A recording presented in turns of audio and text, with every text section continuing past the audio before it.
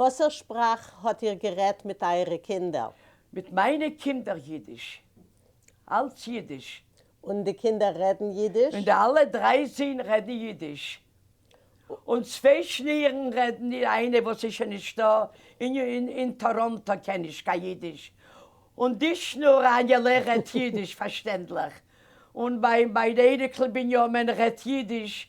Ich habe einmal angeklingelt zu ihm. Ich habe gesagt, how are you, Benji? Sagt er, Babe, was ist mit dir? Sag ich, was meinst du, was ist mit dir? Was redest du zu mir Englisch? Und alle Enekler verstehen Jiddisch. Nicht alle reden so gut, aber sie verstehen.